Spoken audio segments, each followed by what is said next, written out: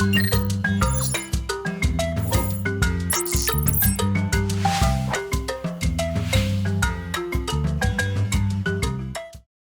안녕하세요. 소개받은 경북대학교의 전자전기공학부의 박찬은이라고 합니다.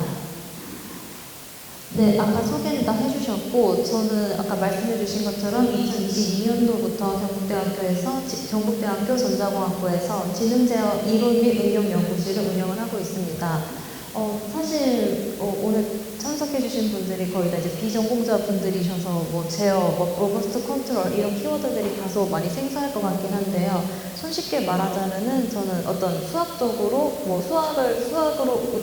수학과 관련된 어떤 공학의 한 분야를 전공했고 그거를 이제 로봇에 적용시켜서 다양한 실험 같은 걸 하고 있다고 생각을 해주시면 될 것 같습니다. 그래서 오늘은 제 연구 분야 중에서 조금 로봇에 대해서 쉽게 소개를 해드리려고 자리를 준비를 했고요. 그래서 먼저 이제 로봇이라는 연구 분야를 좀 간단하게 설명을 드리겠습니다. 사실 이제 여러분들이 이제 비록 로봇에 관련된 전공을 하지 않으셨더라도 로봇에 대한 키워드는 너무 친숙하게 다 기억을 하고 계실 겁니다. 실제로 이제 제가 어렸을 때도 이제 로봇이라는 장난감이 굉장히 유명했었고, 더 이전 세대 혹은 더 제 부모님 세대까지 흘러가도 마징가 Z, 태권 V와 같이 로봇이라는 키워드가 우리 일상생활에서 우리의 상상력에서 너무 오래전부터 존재해왔었는데요. 요즘에도 또봇이라는 게 여전히 친구들한테는 또 유명하다고 합니다. 그래서 이제 이 로봇의 사전적인 정의를 살펴봤더니 총 두 가지가 나왔습니다. 그래서 첫 번째가 아마 우리가 모두 좀 일상생활 속에서 혹은 우리의 창의력 속에 있는 개념일 것 같은데요. 실제로 걷거나 말하거나 하는 인간과 유사한 기계 장치, 아마 이제 우리가 흔히 봤던 애니메이션이나 미디어 속의 로봇이 아마 첫 번째 정의에 해당된다고 생각을 합니다.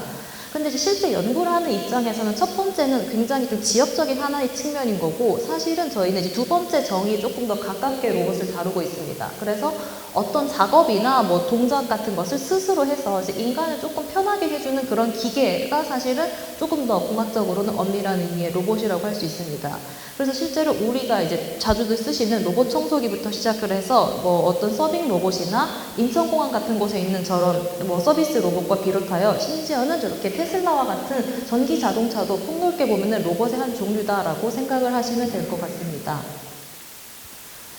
그래서 이 로봇에 대해서 좀 너무 친숙한데 언제부터 이 로봇이 발전이 되어 왔냐라고 생각을 해봤는데 조금 더 그 기원을 거슬러 저간다면은 사실은 이제 1차 산업혁명 시대부터 이제 로봇에 대한 개념이 시작되었다라고 생각을 할 수가 있습니다. 사실 이제 로봇이란 단어는 1920년대에 처음 등장을 했습니다. 비교적 이 공학이나 산업 발전의 속도에 비해서는 굉장히 최근에 나온 개념이라고 할 수 있는데요.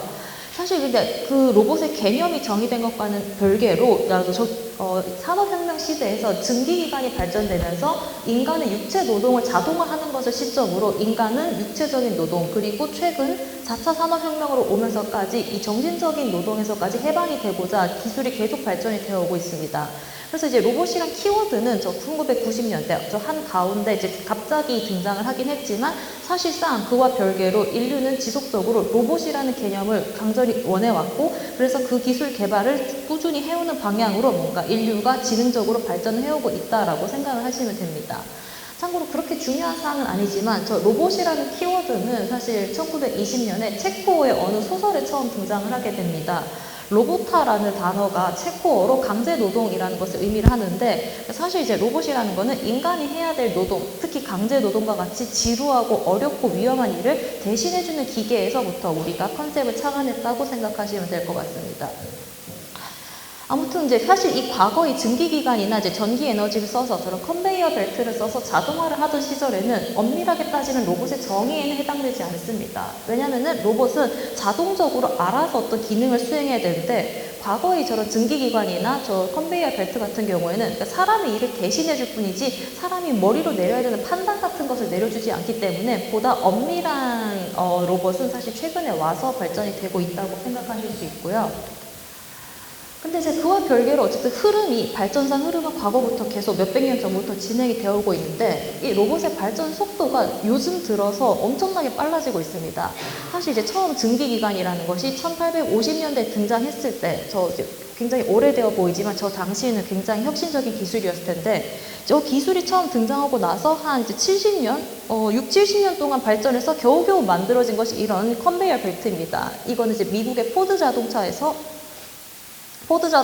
이제 전기 에너지를 써서 이렇게 대량 생산을 하는 그런 시스템을 의미하는데 여기서 여기까지 오는데 이제 70년 정도가 걸렸다는 건데 그럼 최근에서는 여기 보시면 이제 아직 노동자들도 있고 아직 말만 이제 뭐 자동화인 거지 사람의 노동이 많이 들어가는 건데 여기서 최근까지 오면은 최근도 아니고 이제 2000년대 한 초중반만 돼도 정말 사람 없이 모든 과정이 이제 무인화로 될 만큼 공장 안에서는 로봇이 제 할 일을 잘 하고 있었습니다. 그래서 기술이 진짜 엄청나게 빨리 발전이 되고 있는데 이것보다 조금 더 직접적으로 느껴지는 사항이 이제 제가 이제 요 영상을 가지고 왔는데 요 영상은 2021년에 이제 일론 머스크 그 테슬라의 CEO인 일론 머스크가 그 회사가 이제 전기차만 하는 게 아니라 로봇도 굉장히 많은 투자와 연구를 하고 있습니다. 그래서 21년도에 그 테슬라에서 개발 중인 로봇, 특히 이 휴머노이드라고 해서 사람과 같은 형태의 로봇을 보이겠다라고 했는데 그래서 이제 저희가 모두 저는 이제 저걸 라이브로 보려고 기다렸던 것 같긴 한데 테슬라에서 얼마나 대단한 거를 가져올까라서 모두 설레서 보고 있었는데 그래서 이제 이런 자기가 테슬라에서 개발 중인 로봇이라고 데려고 왔는데 처음에는 이제 로봇이 저렇게 잘 걷는구나 라고 했는데 이 당시 이상한 걸 못 느꼈어요. 그런데 보다 보니까 로봇이 갑자기 춤을 너무 잘 추고 진짜 사람이 들어있는 것처럼 했는데 사실은 로봇을 이제 다 보이겠다라고 했는데 그때까지 이제 프로토로 데려올 만큼 로봇을 못 만들어서 이렇게 사람을 쫄쫄이 입혀서 데리고 온 그런 일화가 있었습니다. 그래서 요때 이제 꺼주세요. 네. 요때 이제 기사에서 요 영상을 내보내면서 이제 미국 그 기사에서 다뤘던 게 머스크가 이제 아직은 제공은 못하겠지만 2021년 당시 기준으로 내년에는 이런 프로토타입을 확실하게 보이겠다라고 했었습니다. 그러니까 21년에는 공개할 만큼은 안 됐지만 이런 걸 준비하고 있다. 그리고 이 개발하고자 하는 휴머노이드 목적이 좀 지루하고 반복하고 위험한 것을 인간 대신 할 수 있는 그러니까 한마디로 인간의 일을 대신하려면 인간과 같은 외형을 가지고 인간과 같은 동작 능력을 가질 수 있는 그런 로봇을 개발을 하겠다라고 했는데 자 그래서 좀 저는 이제 이걸 보고 1년 안에 될까 싶었는데 정말 이제 몇 년이 지났죠. 2021년이니까 그래서 그 몇 년 사이에 어떤 발전을 했냐면은 아마 이제 영상이 안 될 것 같은데 요거는 영상 안 보고 그림으로 제가 설명을 하겠습니다. 그래서 이제 2023년에 아까 그 영상으로부터 1년 반쯤 지나서 요런 이제 로봇을 프로토타입을 보여줬습니다. 보시면 이제 뭔가 이제 좀 엉성하지만 아까 앞에서 보였던 것 같이 유사한 골격을 가진 로봇이 나왔습니다. 물론 이제 다리는 아직 조금 막 징그럽고 팔도 좀 사람처럼 생기긴 했는데 아직까지 로봇의 형상을 많이 띠고 있긴 한데 그래도 이제 1년 반 만에 이런 걸 보일 만큼 기술 개발을 했다는 것이고요. 그리고 나서 이제 이 영상이 있고 나서 1년 만에 또 얼만큼 많은 발전을 했냐면은 두 번째 거 틀어주세요. 네. 자, 그래서 이 로봇으로, 그래, 저렇게 로봇을 비싸게 잘 만들었는데 얘를 뭘 할 수 있냐라고 했는데, 이제 1년 만에, 이걸 보여놓고 1년 만에 이 로봇으로, 영상이 잘 안 나오는데, 이 로봇이 직접 스스로 빨래를 들고 빨래를 개는 그런 작업을 하는 것까지 보였습니다. 그러니까 거의 한 2, 3년 만에 로봇이, 없는데, 한 3년 만에 빨래 갤 만큼 기술 발전을 되고 있다. 그래서 정말로 자고 일어나는 새로운 기술이 나오는 그런 시대에 우리는 모두가 살고 있습니다.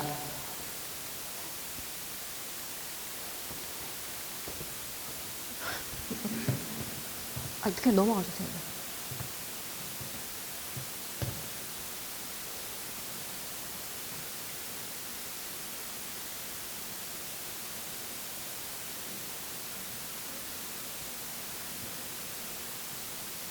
네, 여기서 그냥 10페이지 넘어가, 10페이지.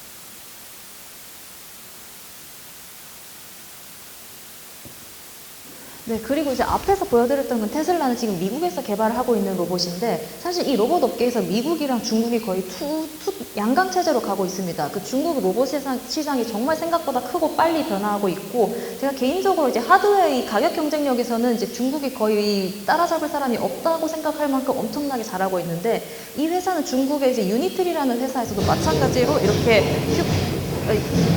소리 꺼주세요. 이렇게 휴머노이드를 만들고 있는데 자기네들이 만든 로봇이 이렇게 잘하고 있다고 보여주고 있는 겁니다. 요거는 이제 올라온 영상인데 진짜 뭐 사람처럼 잘 움직입니다. 그래서 이 로봇이 처음 나왔을 때만 해도 이렇게 한 발로 막 스윙을 하는, 저도 못할 것 같은 모션을 할 수 있을 거라고 생각을 못 했는데, 이것도 출시되고 거의 한 2년 만에 저런 기술을 지금 공개를 하고 있는 거고요.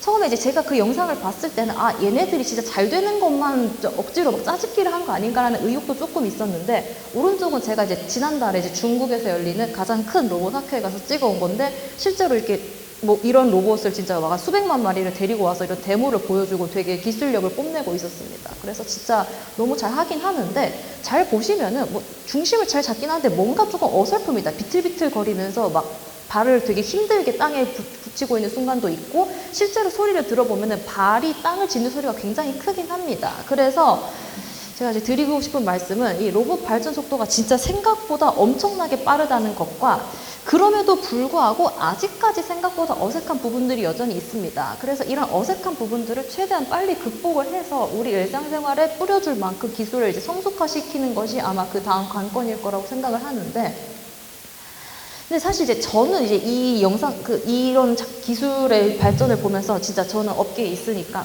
너무 얘네 기술이 너무 빨라서 제가 무섭다라고 생각을 할 정도인데, 이 로봇을 이제 전공하지 않는 다른 사람한테 보여주면은, 아니, 저게 뭐가 대단한 거냐라는 반응이 주로 많이 왔었습니다. 그래서 제가 생각을 해봤는데, 이미 미디어에서 로봇을 너무 약간 그 극한으로 발전된 로봇의 그러니까 SF 소설이나 SF 영화에서 너무 완벽하게 발전된 인간 형태의 로봇을 많이 다뤄놔서 사람들의 기대치가 높은 건 아닌가라는 생각도 합니다. 그래서 실제로 뭐 로봇 세상이라는 걸 검색하면 이런 사진들이 주로 뜹니다. 요 밑에 거는 이제 사람이랑 뭐 휴머노이드 로봇이랑 섞여서 뭐 구분이 안 가는 그런 상황인데, 이 김영하 작가의 소설도 사실 비슷한 주제를 다루고 있긴 합니다. 그래서 사람들은 로봇이 막 정말 발전이 돼서 사람이랑 인간이랑 뭐 말투도 외형도 모든 것들이 구분이 안 될 만큼 발전이 될 거라고 믿고 있는 것 같은데, 사실 이런 세상이 정말 올지 저는 잘 모르겠긴 합니다. 근데 이제 확실한 거는, 생각보다 만약에 이런 세상이 온다면 생각보다 정말 빨리 올 거다라는 생각이 들고요.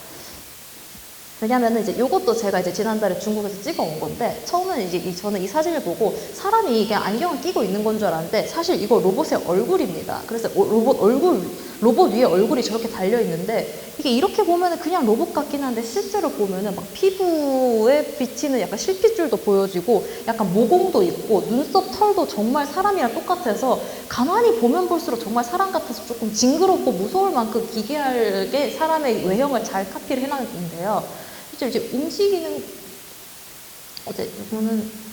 실제 이제 움직이는 거 보면 정말 더 사람 같습니다. 그래서 이미 외형은 어떻게 보면은 사람과 같은 걸 만들 준비가 다 되어 있는 것 같다. 그래서 아까 앞에서 보셨던 이제 이런 세상이 진짜 올 수도 있다라는 건데, 언제 올지는 잘 모르겠습니다. 근데 이제 이런 기술 발전이 있기까지 사실 이제 로봇 공학이라는 것뿐만 아니라 굉장히 다양한 분야의 연구자들이 정말 말 그대로 몸과 열정과 자기의 청춘을 다 갈아 넣어서 이런 성과물들을 만드는 겁니다. 그러니까 이렇게 엄청나 보이고 자연스러워 보이는 기술이면 기술일수록 굉장히 다양한 사람들이 자기의 고도로 발전된 전공 분야를 잘 엮어서 하나의 완성품을 만드는 세상이다라고 말씀을 드릴 수 있는데요. 자, 근데 어쨌든 저런 걸 하기 위해서 그러면 각각의 로봇 연구자들은 자신만의 특화된 분야에서 연구를 진행을 하고 있습니다. 그래서 크게 로봇 연구 분야를 좀 다시 좀 현실적인 얘기로 돌아와서 드리자면은, 로봇 분야는 전통적으로는 크게 이동 로봇과 로봇팔이라는 두 가지 분야로 보통 이제 분류를 나눠 왔습니다.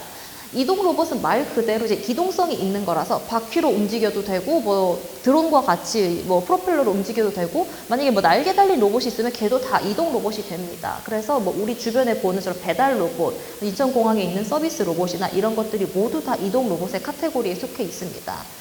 이 이동 로봇은 아무래도 움직이는 거다 보니까 움직이는 중간에서 교통사고가 나면 안 되는 것처럼 주변 환경을 잘 인식하고 환경과의 충돌 없이 안전하게 주행하는 것이 가장 중요한 분야라고 할 수 있고요.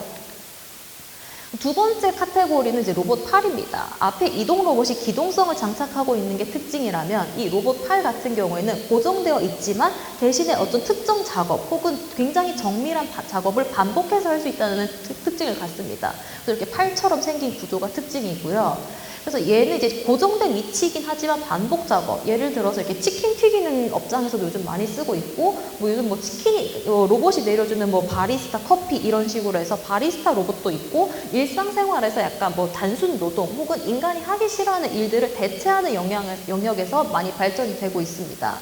실제로 저는 치킨 업장 같은 경우에는 그 유증기가 몸에 굉장히 안 좋다고 하던데 이 로봇을 넣으면은 뭐 사람한테 좀 위험하거나 혹은 건강에 좋지 않은 일을 대체할 수 있어가지고 요즘 조금 보급이 많이 되고 있습니다. 그래서 이런 분야가 있는데 사실 어떻게 보면 둘 다 장단점이 명확합니다. 얘는 반복적이고 정밀한 걸 잘하는데 앞에 이동 로봇은 이런 작업은 못하지만 이동은 잘하는 상태입니다. 근데 사실 우리가 원하는 거는 특정 고정된 위치에서 자기 일만 반복하는 게 아니라 우리 집에서 화장실 청소도 하고 내 방 청소도 하고 빨래도 개고 여기저기 돌아다니면서 내가 원하는 일을 수행하는 게 목표이기 때문에 요즘에는 사실 이런 카테고리를 굳이 나눈다기보다는 이 둘을 섞은 기동력과 작업 능력을 둘 다 갖춘 형태의 로봇으로 점점 관심이 많이 쏠리고 있습니다. 그래서 이제 그런 측면에서 이제 보행 로봇이 요즘 인기가 굉장히 많습니다. 사실 얘는 이제 보행이 가능하기 때문에 어떻게 보면 이동 로봇의 한 가지 종류라고도 할 수 있긴 한데요. 일반적인 이동 로봇이 주로 바퀴를 이용해서 움직이는 반면 이런 이제 보행 로봇은 다리 구조를 가지고 있는 게 특징입니다. 그래서 다른 의미로는 이제 다리로 움직인다고 해서 레그드 봇이라고도 하긴 하는데요. 우리가 이제 바퀴와 다리로 움직이는 것의 가장 큰 차이는 우리가 다리로 움직이면은 이 계단을 오를 수가 있습니다. 그래서 좀 불규칙하게 울퉁불퉁한 지형이나 계단 같은 게 있어도 움직일 수 있다는 장점이 있어서 조금 야외나 혹은 좀 뭐 험난한 곳에 이동을 할 때는 이런 로봇을 많이 활용을 해왔습니다. 다르게 얘기하면은 이제 우리가 뭐 자동차를 움직이는 건 미니카 그냥 뭐 버튼으로 누르면 앞으로 가고 구동이 굉장히 쉬운데 요거에 좀 그것보다 어려운 거는 아무래도 중심을 잡아야 되기 때문에 좀 기술력이 좀 더 필요했었고요. 그래서 그런데 그럼에도 불구하고 이런 보행 로봇의 이제 보행적인 측면에서도 기술은 이제 거의 성숙도에 많이 도달해 있는 상태입니다. 그럼 이제 잘 움직이게 사람처럼 잘 움직이는 것을 갖췄으니까 작업을 하기 위해서 이제는 이 로봇에다가 정말 이제 팔을 달아서 뭔가 작업을 하는 형태로 여기 보면 이제 머리 같은 부분에 이제 손이 달려 있는데 이렇게 로봇 팔과 이 보행 로봇을 합친 이런 형태의 로봇도 요즘 많이 다뤄지고 있습니다. 또 다른 예시이긴 한데 이제 미국 같은 곳에서 좀 활발하게 좀 많이 연구가 되는 주제 중에 이런 이제 로봇 어떻게 보면 이제 로봇 강아지, 로봇 개라고도 하는데 이런 형태의 로봇을 이용해서 이제 맹인 안내견의 역할을 대체할 수 있는 쪽으로도 많은 기술 발전이 되고 있습니다. 실제로 이제 안내견이 걔도 좋아서 하는 일이겠지만 그런 업무를 수행할 때 생각보다 스트레스를 많이 받는다고 합니다. 그 안내견을 키우는 데 드는 에너지와 시간과 뭐 윤리적인 이슈도 있는데 걔가 해야 되는 기능을 로봇이 대체해 준다면은 정말 많은 문제를 해결할 수 있고 또 그런 이런 비싸고 비싸고 도움이 되는 생명체를 대체할 수 있기 때문에 기술 발전이 인류의 삶에 조금 더 기여할 수 있는 부분이라고 생각을 하고요. 아무튼 이제 요즘엔 다리도 달려있고 팔도 달려있는 형태로 굉장히 많이 핫해지고 있고 그래서 이제 휴머노이드, 사람과 같은 로봇이 발전을 하고 있는 건데요. 그럼 이제 사람과 같은 형태의 로봇을 써서 사람이 해야 되는 일을 대신 시켜야 된다는 것은 약간 단순 반복 작업에서 더 나아가서 굉장히 복잡한 작업을 해야 됩니다. 그리고 우리가 손을 이용해서 작업을 할 때 생각을 해보면 손가락이 굉장히 중요합니다. 그래서 우리가 팔을 이용해서 복잡한 우리가 인간이 뭔가 하잘 것 없지만 굉장히 일상 여기저기서 필요한 일을 시키려면은 로봇 손도 마찬가지로 발전이 되어야 되고 있고 그래서 최근 또 굉장히 많이 연구가 되고 있는 분야 중에 하나입니다. 그래서 이건 손이라고 했는데 꼭 이렇게 손처럼 생긴 걸 의미를 하는 건 아니고요. 이게 로봇 팔이나 혹은 로봇의 말단부에 부착이 되어서 뭐 잡거나 뭐 이동하거나 그런 어떤 특정 작업을 할 수 있는 모든 장치를 통틀어서 우리가 보통 이제 그리퍼 혹은 로봇 손이라고 말하긴 합니다. 그래서 아주 전통적으로는 예전에는 이런 집게와 같은 형태가 주로 사용이 됐었습니다. 이렇게 생긴 주제 가격이 뭐 한 1,000만 원씩 넘어가는 엄청 아무래도 수요가 적다 보니까 굉장히 비쌌는데 요즘에는 굉장히 싼 제품도 많이 나오고 있습니다. 그래서 이게 가장 전통적인 형태였고 이제 이렇게 두 손가락으로 잡으려고 하니까 조금 뭔가 사과나 혹은 뭐 달걀 같은 걸 잡을 때는 이렇게 집게 손가락 두 개로 잡는 게 생각보다 어렵습니다. 그래서 그런 좀 비정형적인 물체를 잡기 위해서 이런 소프트한 형태, 소프트 그리퍼도 나와 있습니다. 요거는 이제 보통 평상시에 이렇게 말랑말랑하게 저 파란색 부분이 펼쳐 있다가 물체를 딱 잡기 위해서 갑자기 약간 뭐 흡입을 하듯이 이렇게 오므라져서 물체를 잡는 형태라서 조금 다양한 형태의 재질이나 형태의 물체를 잡을 수 있고 더 나아가서 요즘은 또 3D 프린터도 많이 발전이 되어 있기 때문에 내 상황에 맞는 그리퍼를 이렇게 제작을 해서 쓰기도 하고 조금 더 나아가서 요즘 이렇게 아예 손가락 형태를 대놓고 만들기도 합니다. 그래서 최근 이 휴머노이드 로봇의 인기와 더불어서 로봇 작업을 조금 다양하게 하기 위해서는 이제 로봇 손이 점점 복잡해지고 많이 발전이 되고 있다. 그래서 이제 아예 대놓고 이렇게 손처럼 생긴 것도 있습니다. 그래서 다관절 손이라고 하는 건데, 사실 이것도 이제 여기서도 또 이 발전 속도가 얼마나 빠른지 느낄 수 있는 한 가지 포인트가, 이 제품을 제가 처음 알았을 때가 작년 한 이맘때쯤에 이제 구매를 했는데, 이것도 굉장히 엄청 비쌌습니다. 그래서 그 당시에 가장 좋은 손이라고 해서 샀는데, 사서 보니까 정말 손처럼 움직이긴 합니다. 근데 우리는 손을 이렇게도 움직일 수도 있고 이렇게도 움직일 수도 있는데, 이 로봇은 이렇게 손가락 사이를 벌리는 작업은 안 됩니다. 그냥 앞으로 굽히는 것만 되고, 심지어 우리는 이제 각 마디를 각각 별도의 관절로서 다룰 수 있는데, 얘는 그것도 안 됩니다. 하나의 손가락에 이 첫 번째 관절과 두 번째 관절이 무조건 같은 각도로 움직여야 돼서, 뭔가 비싸고 뭐 손가락 개수 이런 건 많긴 한데 아직 사람의 모션을 똑같이 따라할 만한 구조는 아니었던 상태였는데, 불과 이게 제가 작년에 구매를 했던 거고, 작년에 처음 접했던 거고, 불과 1년 사이, 이것도 제가 지난달에 중국에서 보고 온 건데, 이제는 이렇게 손가락 벌리는 것도 되고, 꽤 정말로 정밀하게 사람 손처럼 움직일 수 있게 해서 이런 작업도 됩니다. 이렇게 굉장히 섬세한 작업도 되고, 심지어 이제는 각 손가락에 접촉하는 부위에서 특정되는 힘까지 저희가 이제 기록을 하고 활용할 수 있게끔 엄청나게 많은 발전이 이루어지고 있습니다.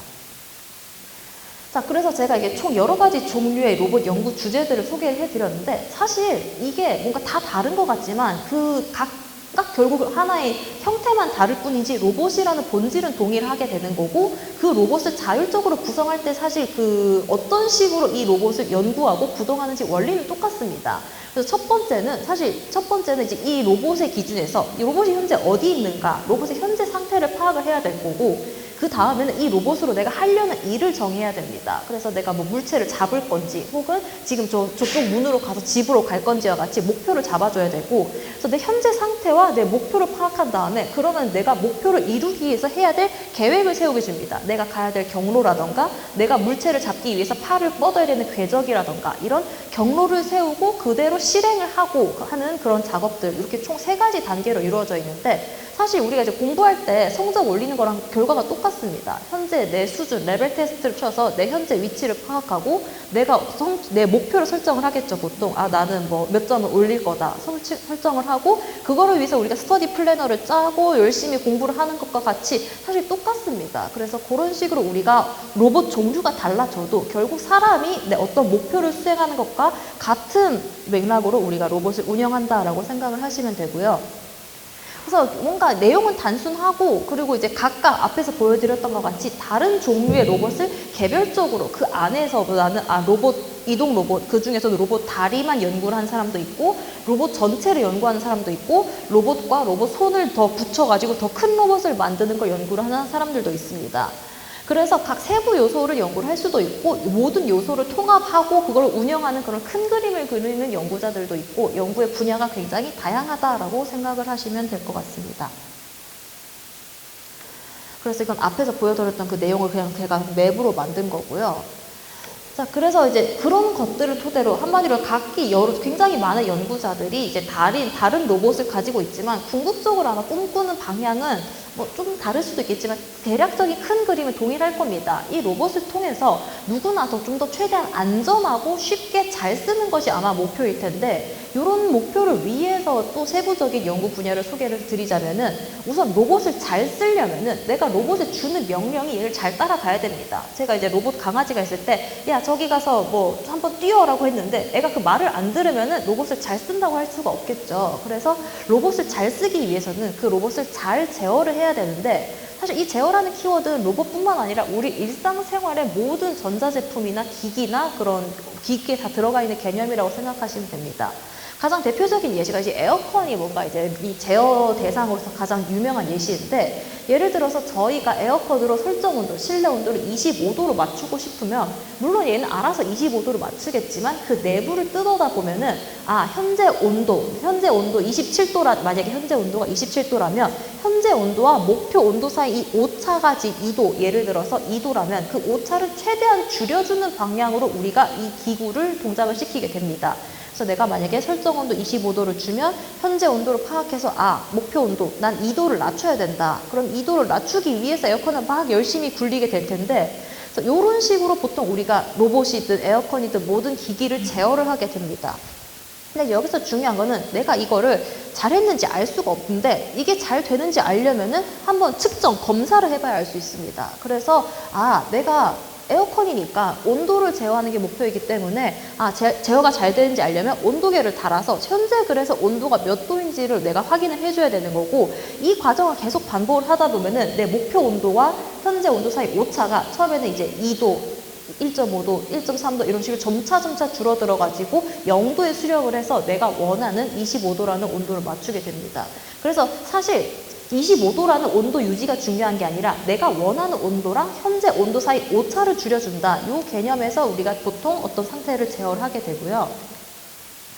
그래서 제어를 그래서 로봇을 잘 쓰려면 저렇게 제어를 잘 해야 된다인데, 근데 그냥 잘 쓰면 되는 게 아니라 좀 안전하게 잘 써야 됩니다. 아무리 훌륭한 게 있어도 걔가 내가 통제가 안 되거나 굉장히 위험한 상황에서도 그냥 위험하게 계속 작업을 진행한다면 큰일이 날 수 있다는 건데요. 그래서 여기서 이제 나오는 키워드가 안전 제어라는 것입니다. 그러니까 이제 제가 준 어떤 명령을 수행하되 대신에 안전하게 수행을 해야 된다라는 건데요. 예를 들어서 만약에 안전을 고려하지 않고 그냥 제어만 하게 된다면, 예를 들어서 이 차를 가지고 내가 집에 간다면 그냥 집에 최대한 빨리 가라는 명령을 줬을 때 얘는 그냥 이렇게 직선대로 쭉 그 법이 허용하는 최대 속도를 내면서 직선으로 쭉 집에 갈 겁니다. 근데 이제 만약에 이런 경우에 중간에 딱 고라니가 튀어나왔다고 했을 때 오로지 집에 빨리 가는 게 목표라면은 고라니를 그냥 쳐버리고 그냥 쭉 가는 게 가장 빨리 가는 걸 겁니다. 그래서 제어의 관점에서는 고라니를 치고 가든 피해 가든 어쨌든 빨리 가기만 하면 되는데, 문제는 인간은 그런 걸 원치 않습니다. 사람은 집으로 빨리 가긴 하되 안전하게 가는 걸 모두가 원할 겁니다. 그래서 이제 이런 것을 안전하게 제어를 하려면은 집을 가는 경로를 조금 피해 가더라도 고라니랑 충돌이 없어야 되니까 알아서 이렇게 경로를 변경해서 가게 될 겁니다. 그래서 비록 이게 최단거리는 아니지만 안전을 고려해서는 이게 최선의 선택이다라는 것을 판단하고 그런 명령을 수행하는 분야가 안전제어라는 영역이고요. 또 다른 영역 중에 하나가 힘제어라는 영역이 있습니다. 이건 조금 다른 얘기인데, 물론 우리는 모두 다 대부분의 사람들은 앞을 볼 수 있고 그런 내 시각 정보를 통해서 모든 작업을 보통 하게 됩니다. 근데 또 사실 따지고 보면은 우리가 모든 작업을 할 때 일일이 내 손을 바라보진 않습니다. 예를 들어서 내가 방문을 열 때 문 손잡이를 잡고 돌려서 문을 열긴 하는데, 사실 제가 이제 방문 손잡이를 돌리는 그 모든 과정에 이렇게 손잡이랑 내 손을 쳐다보지 않습니다. 그냥 내 감에 의해서 문 손잡이를 적당히 돌리고 문을 열게 됩니다. 근데 이제 사람은 이제 이런 감이 있으니까 이렇게 적당히 문을 부서뜨리지 않고 잘 열 수가 있는데, 이걸 로봇에게 어떻게 전가할까? 로봇에게 이런 능력을 어떻게 줄까라고 생각을 해서 출발한 그런 방법이라고 생각하시면 되고요.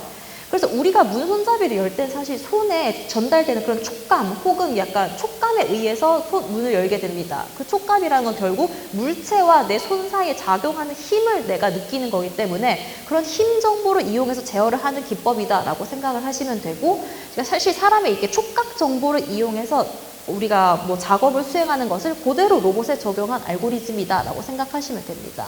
그래서 이런 식으로 실제로 제가 했던 실험이긴 한데, 이게 자동차 본넷 같은 걸 닦을 때, 우리가 책상이나 칠판을 닦을 때 내가 걸레와 칠판 사이를 유심히 보지 않고 그냥 손의 감각에 의해서 닦는 것처럼 마찬가지로 힘 정보를 통해서 이렇게 작업을 수행하면 좀 더 안전하게 이 본넷을 부서뜨리지 않고 작업을 할 수 있다. 이런 예시이고요. 또 다른 예시인데, 그래서 저렇게 로봇도 내가 제어도 열심히 하고 안전 제어도 열심히 해서 정말 기가 막힌 알고리즘을 만들었다고 쳤는데, 문제는 이게 내 입장에서는 너무 당연하고 대단한 건데, 사실 이게 내가 이걸 로봇에 적용을 해서 딱 팔려고 했을 때 뭔가 보통의 사람들은 그걸 이해를 잘 못할 겁니다. 사실 저도 제 연구 분야가 아니라 제 옆방 교수님의 연구 분야를 하나도 모릅니다. 그건 어쩔 수 없는 건데, 사실 이제 그렇다고 해서 그런 기술이 쓸모없다거나 그건 내가 어려우니까 안 써야 된다, 이게 아니잖아요. 그래서 그렇게 열심히 만든 기술이나 연구 성과물을 너도 나도 모두 잘 쓰게 하려면 어쨌든 로봇을 쉽게 다룰 수 있는 게 굉장히 중요하게 됩니다. 그래서 이것도 요즘에 그런 관점에서 굉장히 핫한 분야 중 하나인데, 로봇과 사람 간의 어떤 상호작용을 할 수 있는 이제 사람 로봇 상호작용 혹은 이제 HRI라는 분야인데, 아무튼 이제 사람이 로봇을 최대한 쉽게 쓸 수 있도록 그런 시스템을 설계하는 분야다라고 생각하시면 됩니다. 그래서 사실 로봇을 연구하는 입장에서 이런 코드, 정말 이제 수백 줄, 수만 줄의 코드를 보고 뭐 컴퓨터가 돌아가는데, 사실 그거를 잘 이해하는 사람, 정말 뭐 천재들은 코드만 보고도 다 파악을 하겠지만, 사실 저도 그렇고 대부분은 그 코드 한 줄 한 줄 뜯어봐야 알지 전체 그 수만 줄의 코드를 일일이 볼 수 없습니다. 그래서 이런 것들을 누가 봐도 직관적으로 이해할 수 있게 어떤 프로그램이나 앱 혹은 뭐 다른 뭐 기타 프로세스를 설계하는 분야다라고 생각하시면 됩니다. 그래서 이제 개발자와 나 사이의 간극을 줄여주는, 개발자와 여러분들 사이의 간극을 줄여주는 그런 분야다. 이것도 굉장히 중요한 분야입니다. 로봇이 우리 일상생활에 오기 위해서는.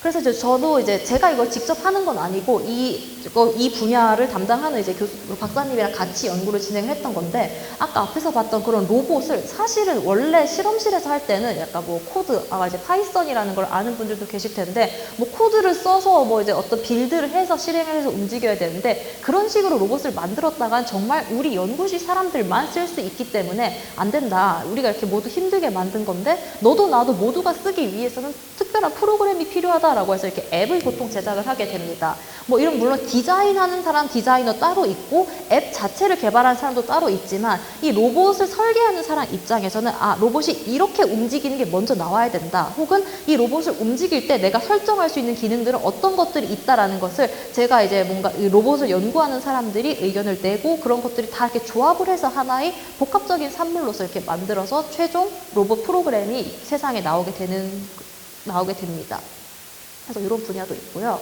그래서 실제로 약간 로봇 닫기 작업 같은 거, 이런 닫기 작업을 사실 그냥 제 연구실에서 저랑 학생만 할 거면 그냥 뭐 파이썬, C 언어로 할 텐데, 너도 나도 쉽게 하는 것을 키워드를 했기 때문에 이런 앱에서 요 로봇에 달려있는 이 툴, 약간 진동 걸레입니다.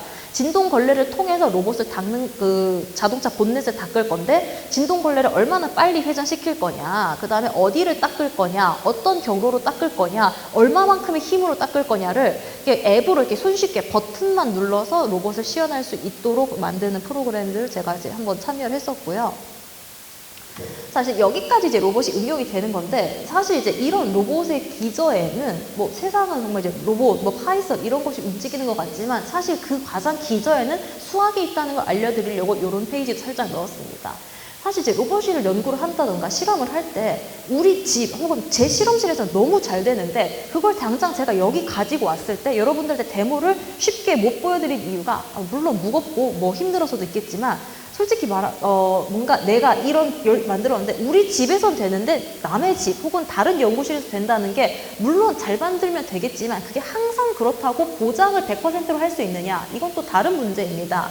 그래서 그런 것을 우리가 이제 전문 용어로 이제 안정성 혹은 스테빌리티라고 하는데, 내가 만들어진 시스템이 항상 언제나 무슨 일이 있어도 잘 안정적으로 동작하는지를 우리가 이게 보장이 되어 있어야 이게 뭐 세상에도 나올 수가 있는데, 그런 것들을 사실상 결국 수학으로 우리가 하게 됩니다. 그러니까 로봇에 내가 걸어갈 수 있도록 보행하는 기능을 완벽하게 넣어놨는데, 얘가 이런 평지에는 저도 무조건 잘 된다. 물론 제가 이제 실험으로 뭐 수만 번, 수백만 번 시뮬레이션을 돌려서 되는 걸 확인했지만, 근데 100만 번째까지 실험해서 멀쩡했는데 100만 1번째는 안 될 수도 있잖아요. 근데 그런 게 아니라 얘는 무조건 된다라는 것을 수학적으로 딱 증명을 해놓으면은 내가 실험을 더 많이 돌릴 필요 없이 항상 잘 된다. 근데 이게 뭐 결국 다 수학에서 기록된다라는 거고, 저는 약간 좀 학생들이 많이 올 줄 알았는데, 그래서 학생들의 입장에서는 막 처음에 함수, 뭐 수학, 뭐 더하기 빼기 이런 거 왜 배우나 이해가 잘 안 갈 수도 있긴 한데, 결국 그런 것들을 토대로 이렇게 로봇이 굴러간다. 그런 것 없이는 로봇을 만들 수도 굴릴 수도 없다고 생각을 하시면 좋을 것 같습니다. 그래서 이제 실제 이제 왼쪽 슬라이드는 제가 이제 원래 이제 수학적 연구를 하던 분야인데, 이런 거 없이는 이런 로봇 움직이는 것들, 이것도 또 영상일 텐데, 뭐 요런 오늘 영상은 스킵을 하고, 이게 영상이 어떻게 움직이든 간에 뭐 저렇게 로봇이 걸어 다니는 것들도 모두 다 이제 수학이 항상 필요하다라는 것을 아셔야 되는 거고요. 그래서 이제 이런 것들을 토대로 이제 제가 하는 연구를 간단하게 소개를 해드리면은, 오늘 좀 슬라이드가 많은데 시간도 늦고 해서 빨리 마치도록 하겠습니다. 그래서 저는 이제 협동 로봇이라고 하는 이런 로봇 팔을 가지고 다양한 연구 과제를 하고 있습니다. 근데 저는 제가 소개를 해드린 것처럼 누구나 쉽고 안전하게 쓸 수 있도록, 그러니까 사실 막 뭐 쿵푸 춤을 춘다던가 갑자기 로봇이 탭댄스를 춘다던가 이런 곳을 연구를 하는 분들도 분명히 계시겠지만, 사실 다르게 보면은 로봇이 탭댄스를 아무리 열심히 춰봤자 그걸 어디다 쓰겠느냐. 탭댄스를 현란하게 추는 로봇보다는 그냥 내가 손쉽게 내 방 뭐 한 번 빗자루질을 할 수 있는 로봇이 나한테는 더 필요할 것 같다라는 생각을 개인적으로 저는 합니다. 그래서 누구나 안전하고 쉽게, 물론 기능 자체는 뭐 좀 트리비얼하더라도 안전하고 쉽게 할 수 있는 것에 조금 초점을 맞춰서 연구를 진행을 하고 있고요. 그래서 뭐 앞으로도 이제 로봇의 필요성이, 벌써 이것도 옛날 뉴스이긴 한데 로봇 필요성이 점점 커지고 있어서 이런 쪽으로 수요도 많이 늘어날 것 같습니다. 그래서 실제로 이제 그 제가 같이 협력했던 회사에서 쓰는 로봇인데, 이런 로봇을 이제 교촌치킨 같은 곳에 약간 납품을 합니다. 그러면은 사람이 반죽을 넣으면은 반죽이 들어간 망을 로봇이 건져서 막 흔들어서 기름을 털고 하는 일들을 작업을 하게 되는데요. 그래서 실제로 많은 로봇 회사들이 이 로봇을 이런 매출을 올리는 방법 중에 뭐 이거 보통 렌트로 하기도 하고, 주로 렌트로 하기도 하고 그냥 뭐 판매를 하기도 한데, 이 로봇을 팔면서 같이 전문가가 가서 모든 프로그램을 세팅을 해 놓습니다. 그래서 이 레시피에 맞춰서 이 기름통에 빠졌다가 뭐 3분 뒤에 꺼내서 몇 번 털고 이런 것들을 알려주면은 그 로봇 엔지니어 전문가가 가서 다 이렇게 세팅을 해 놓고 이제 판매를 하는 건데, 다르게 얘기하면은 내가 이렇게 완벽하게 세팅이 되어 있어서 그러면 평생 우려 먹으면 좋겠지만, 요즘같이 급변하는 세상에 내가 뭐 레시피도 조금 바꿀 수도 있고 가게 인테리어도 바꿀 수가 있는데, 그럴 때마다 내가 대응을 할 수 없다는 문제가 약간의 한계점이 존재합니다. 그래가지고 다 좋은데 이렇게 구조가 바뀐다던가 혹은 뭐 주변에 뭔가 없던 게 생기면 이렇게 막 사고가 날 수도 있기 때문에 요거를 지금 딱 한번 고정된 상황에서는 너무너무 쓰기가 쉬운데, 상황이 바뀌면은 쓰기가 어렵다라는 한계가 있어가지고 이런 것들을 이제 극복하기 위한 개발들을 주로 하고 있습니다. 이런 거 좀 어려우니까 스킵을 하고, 그래서 뭐 사람이 이제 있어도 알아서 피해서 가고 사람이 밀면은 밀리는 그런 것들을 주로 연구를 하고 있고요. 조금 더 나아가서, 사실 이건 제가 작년에 진행을 했던 연구 과제인데, 이때만 해도 이제 우리나라의 휴머노이드가 작년 초만 해도 이제 막 키워드가 들어올 때쯤이었는데, 원래 갑자기 너무 많이 유명해졌습니다. 그래가지고 더 이상 로봇 팔 하나로만 해서는 이제 작업이 너무 단조롭고, 사실 궁극적으로 치킨집에 하는 것보다 우리가 지금 모두가 1인당 스마트폰 한 대 쓰는 것처럼 1가구 1로봇이 되는 세상이 와야 뭐 정말 혁신이라는 것을 우리가 혁신이라고 볼 수가 있기 때문에, 조금 더 일상생활, 소위 말해서 이제 에브리데이 태스크에 가까운 작업을 하기 위해서는 이런 로봇 팔로는 더 이상 안 되겠다라고 해서 로봇 종류를 조금 바꿨습니다. 그래서 이렇게 휴머노이드 혹은 이제 양팔형 로봇과 같이 이런 사람과 같이 팔 2개가 있고 머리가 있는 형태의 로봇으로 연구 분야를 확장을 했는데요.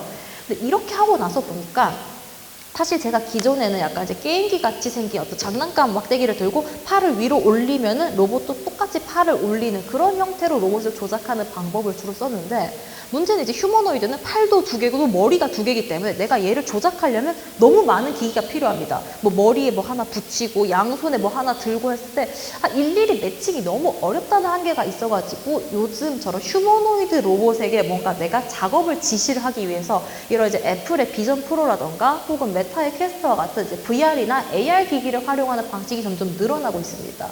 사실 처음에 이 애플 비전 프로가 나왔을 때 되게 비싼 쓰레기라고 생각을 했습니다. 이거 당시에 뭐 지금도 우리나라에서 한 400~500만 원씩 할 텐데, 이런 비싼 걸 어디다 쓰냐, 어디다 쓸지 모르겠지만 이렇게 연구자들이 많이 써서 뭔가 잭팟이 터지면은 이제 너도 나도 가격도 내려가고 우리 집에도 이게 들어올 수 있을 것 같은데, 아직까지는 사실 주로 연구용으로 좀 많이 쓰이고 있고요. 그래서 이거를 쓰면은 내가 이제 특히 비전 프로 같은 경우에는 요 글라스 하나가 전부입니다. 글라스를 쓰고 내가 이렇게 어떤 프로그램을 실행시킨 다음에 내 손을 보면은 손의 약간 움직임을 일일이 얘가 파악을 해서 바로 컴퓨터에 전송할 수 있는 그런 기능도 있어가지고, 내 움직임, 솔직히 사람의 손가락은 관절도 많고 되게 복잡하잖아요. 근데 이런 복잡한 손가락의 움직임을 굉장히 직관적으로 전달할 수 있는 그런 장점이 있어서 이런 VR 기기를 요즘 연구에 많이 쓰는 추세입니다. 그래서 예전에 전통적으로는 이런 식으로 사람이 이렇게 어떤 컨트롤러, 막대기 같은 걸 들고 로봇을 조작을 했는데, 이렇게 하면은 로봇의 손의 위치를 조작할 수 있는데 손가락 같은 건 조작을 할 수가 없기 때문에 조금 더 복잡하게 로봇 손 같은 거를 조작을 잘 하려면 이렇게 애플의 비전 프로나 메타 퀘스트 같은 걸 써서 비전 정보, 카메라 정보를 써야 된다라고 하는 거고, 그래서 이제 요것도 이제 작년에 저희 학생이 한 건데, 이제 애플 비전 프로를 쓰고 그 화면에서 녹화를 한 겁니다. 내가 손을 움직이면 똑같이 이제 로봇이 손가락이 움직일 수 있는 이런 기능이 있기 때문에 요걸 토대로 하면은 내가 실제로 앞에 내가 팔을 뻗어서 물체를 잡는 제스처를 전달해 주면은 이 로봇이 알아서 팔을 뻗어서 그 환경에 있는 뭔가 오렌지라던가 사과 같은 걸 집을 수 있는 작업을 할 수 있기 때문에 좀 더 다양하고 복잡한 작업에 활용을 될 수가 있고요. 그래서 지금 이제 저희가 요것도 작년에 제가 아직 업데이트 조금 안 한 거 있긴 한데, 자, 그래서 이제 최종적으로는 이렇게 이제 로봇이 사람이 이제 팔을 조작을 한다거나 손가락을 조작을 할 때 일일이 코드로 내가 명령을 준다던가 하면 너무 어려운데, 이렇게 비전 프로를 쓰고 내가 움직임을 그대로, 내 시야 같은 걸 그대로 전달을 하는 것들을 통해 가지고, 제 말이 나오네요. 이런 것도 나올 수 있고, 잠깐만요. 네, 이런 식으로 해서 이제 이런 플랫폼을 만들어 놓고 저기서 이제 로봇 작업을 연구를 하고 있습니다. 그래서 여기는 제가 그냥 공놀이 하는 영상만 집어 넣었는데, 뭐 요즘 뭐 서랍을 연다던가 혹은 냉장고 문을 연다던가 같이 사람한테 너무 쉬운데 아직까지 로봇에게 굉장히 어려운 작업들이 있습니다. 그래서 그런 것들을 로봇에게 잘 시킬 수 있도록 뭐 이제 인공지능 AI도 쓰고 해서 이렇게 로봇을 교육을 시키는 그런 연구를 하고 있다고 생각하시면 될 것 같고요.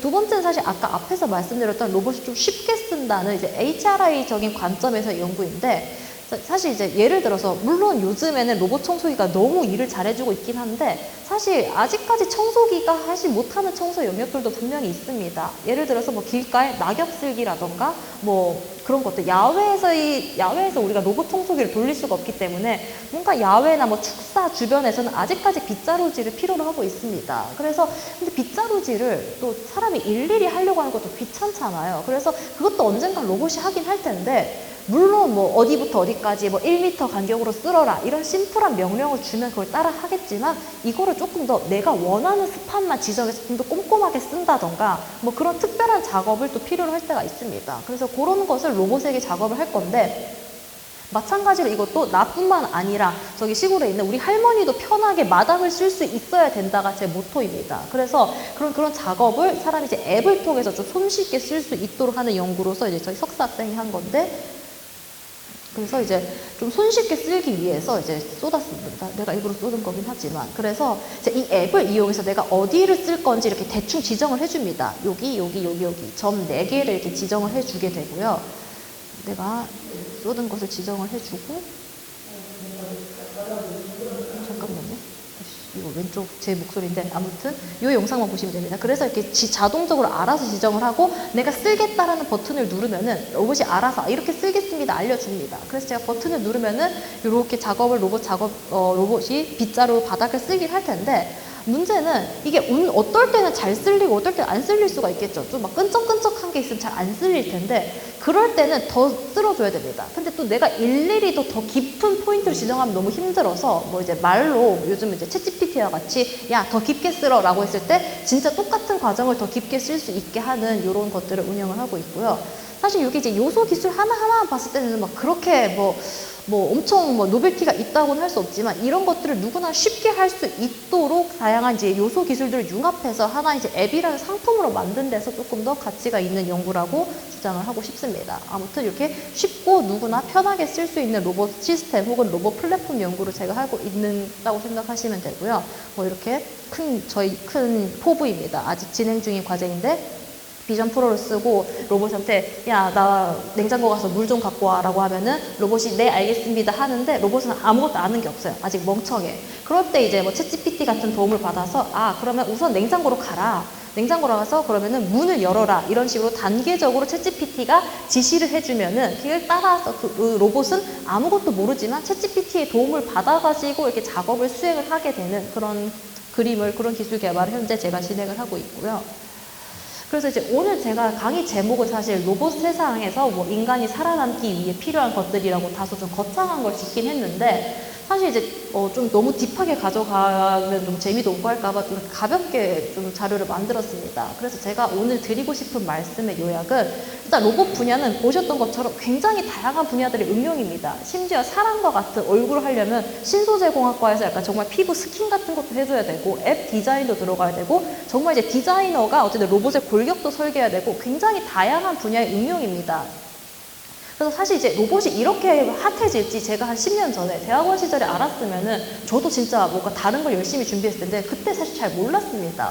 왜냐면은 이 요즘의 트렌드는 정말 빨리빨리 변하고 있고 불과 이제 몇 년 전에는 다른 업종이었는데 지금은 타깃이 로봇이 됐고 이 붐이 또 언제까지 갈지도 모르겠지만 뭐 저는 개인적으로 몇 년 더 갈 것 같긴 한데 로봇 안에서도 트렌드가 지금 계속 바뀌고 있습니다. 처음에는 뭐 드론이었다가 이동 로봇이었다가 이제 휴머노이드고 다음에 또 뭐가 될지 모르겠긴 한데 아무튼 이렇게 급변하는 세상에서 모든 트렌드를 내가 다 따라가고 심지어 내가 리드를 할 수는 없습니다. 너무 슬픈 사실인데 어쩔 수 없습니다.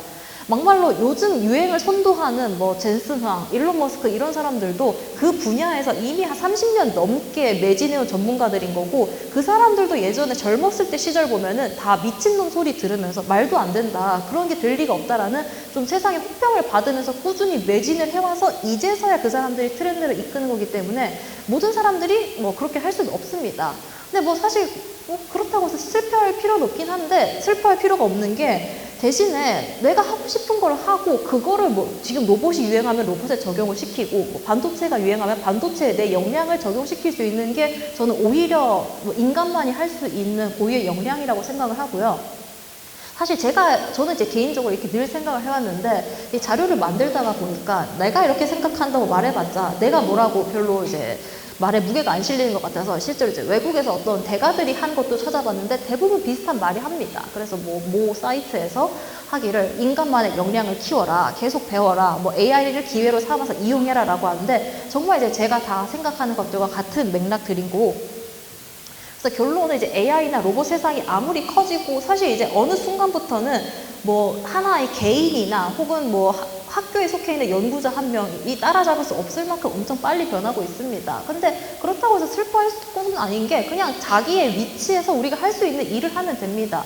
사실 이거 AI나 이제 로봇을 하는 사람들이 자기만의 굉장히 지역적인 방향으로 자기만의 연구 분야를 파고들면 주변에 그 큰 그림을 놓치는 경우가 많습니다. 애초에 그게 목적이 아닌 사람들도 많기 때문에 그래서 이제 AI나 로봇이 그려지지 못하는 큰 그림을 좀 볼 수 있고 그릴 수 있으면 더 좋은 그런 사람이 되는 게 중요하다고 생각을 하고요. 근데 사실 이제 저는 이제 이런 고민을 제가 요즘 저희 학생들이나 뭐 대학생들도 상담을 할 때 요즘 세상이 너무 빨리 바뀌어서 뭘 공부해야 될지 모르겠다라는 상담을 정말로 저한테 많이 해옵니다. 근데 저는 이제 그런 학생들한테 해주고 싶은 말이 아이러니하게도 이렇게 세상의 기술이 너무 급속도로 바뀌면 바뀔수록 기초 공부가 더 중요하다라고 저는 계속 말을 해줍니다. 왜냐하면 이제 요즘에는 저런 엄청난 기술들이 정말 다 공개가 되어 있습니다. 여기서 쓴 제가 오픈소스의 세상이라는 게 정말 열려있다라는 그런 말이 아니라 정말 뭐 깃허브, 뭐 허깅페이스와 같은 인터넷 사이트에 뭐 MIT, 스탠포드 혹은 뭐 구글, 엔비디아의 그런 박사들, 교수들이 짠 코드가 정말 다 그냥 그대로 날 것 그대로 공개가 되어 있습니다. 그러니까 의지만 있으면 나는 그런 사람들 지구 반대편에 대가가 쓴 코드를 돌려볼 수 있기 때문에 공부를 하기 너무 쉬운 세상인데 그렇게 수박 겉핥기식으로 좀 공부를 하다 보면은 조금만 더 깊게 들어가면은 바로 뭔가 근본적인 그 이해 없이는 겉핥기밖에 못한다는 것을 또 금방 깨닫게 됩니다. 그래서 그런 것들을 이 급변하는 기술을 엮어서 내가 원하는 형태로 써먹으려면은 결국 기초 공부를 중요하게 생각해야 된다. 사실 이제 제가 이제 여기 아직 함수를 배운 학생도 있고 아닌 경우도 있는데 제가 이제 처음에 중학교 때 함수를 배울 때 아니 이런 그래프 뭐 y는 2x 이런 거 어디다가 쓰냐 왜 쓰냐라고 하면서 약간 좀 제 사춘기 때 반항기가 있어가지고 이런 문제풀이식 수학을 왜 해야 되는지 정말 이해가 안 됐는데 아이러니하게도 그때 뭐 싫어도 하라고 해서 하니까 열심히 공부를 하긴 했지만 아이러니하게도 그때 열심히 어디다 쓰는지 모르고 한 공부들이 이제 와서 보니까 모든 게 다 흐름이 이어지고 있습니다. 그래서 실제로 스티브 잡스가 이미 한 10년 전쯤에 한 유명한 말이긴 한데 이제 커넥팅 닷이라는 말을 하면서 사람이 자기가 살아오면서 각각의 어떤 지점들 흔적을 남기게 된다고 합니다. 그게 공부든 경험이든 뭐 개인적인 일탈이든 뭔가 내가 점을 찍듯이 전혀 상관없는 여러 가지 일들 혹은 공부를 하게 되는데 그게 내가 막상 그 일을 할 때는 그 연관성이 전혀 보이지 않는데 어느 순간 궤도에 올라서 뒤를 돌아보면 그것들이 이어진다라는 말을 했습니다. 사실 저는 이 말을 처음 들었을 때 한 석사 때 뭐 지금 보면은 별로 크게 중요하지도 않은 굉장히 하잘것없는 제 연구 주제를 하면서 이걸 봤는데 처음 들었는데 그때 드는 생각이 아니 지는 성공했으니까 저런 말을 하지라고 생각했는데 저는 성공을 하지 않았음에도 불구하고 이제 조금 이제 뭔가 공부가 쌓이다 보니까 그런 게 보이고 있어가지고 뭐 이제 갓 공부를 시작하려는 학생들한테 계속 해주고 싶은 말이 어디다 쓸지 몰라도 일단 열심히 공부를 해놓으면 나중에 네가 진짜 하고 싶은 게 생겼을 때 다 도움이 된다라는 말을 많이 해주고 있고 그리고 이 자리에 있는 아주 초등학생이나 이제 중학생 친구들에게도 뭐 지금 뭐 수학, 사회 이런 거 다 전혀 쓸모 없어도 나중에 다 하나로 이어진다고 말씀을 드리고 싶습니다. 네, 오늘 제가 준비한 내용 여기까지입니다. 감사합니다.